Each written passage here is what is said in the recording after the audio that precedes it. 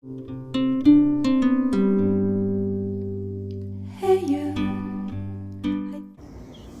mezzanotte e nessuno ti dà il cambio.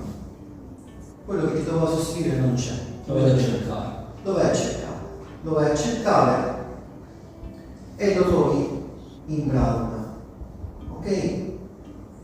Sul letto, sul materasso. Cosa fai? Lui adesso è in branda. Perfetto, lo devo mettere a terra in una parte solida. Bravissimo. Prima lo chiamiamo, giusto? Vediamo Signore. se sta dormendo. Prima chiamiamolo. Signore! Si è già rotto il vaso. Ok, non ti risponde. Niente. Non respira? Non respiriamo. Ok, mettiamolo a terra. Ti aiuto io. Lo prendiamo, lo mettiamo a terra perché? Perché il materasso non funziona il passaggio aereo perché è morbido. Ok? Vai. Tu Lo una mettiamo a parte terra. solida, io mi soccorsi e inizio subito col massaggio. Sì.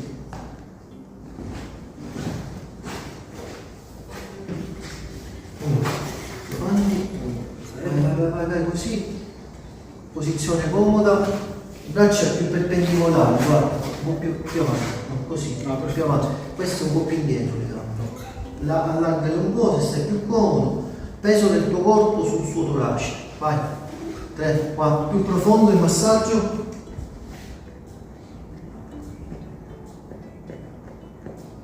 Più profondo, più profondo.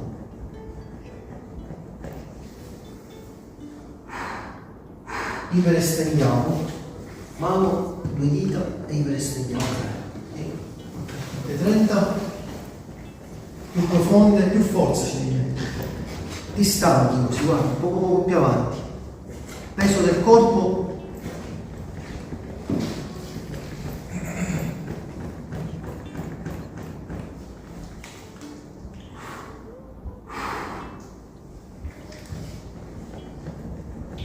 Perfetto. Allora, poco più lento, 1, 2, vai, segui il ritmo, 2, 3, 4, 5, 6, 7, 8, 9, 10.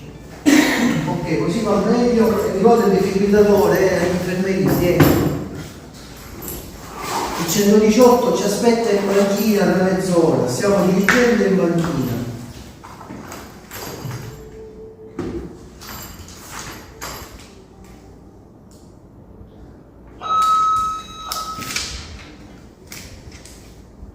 Chiamare i servizi d'emergenza, aprire la confezione degli elettrodi e posizionarli sul torace nudo del paziente. Tutto lasciato, un po' più giù. Applicare gli elettrodi sul torace del Se ne paziente. invertiamo non fa nulla, va bene? L'importante è che uno sotto la naviera da destra e l'altra sotto la scena di Analisi del sinistra. ritmo cardiaco. Facciamo sicurezza. Allontanarsi. Non toccare il paziente.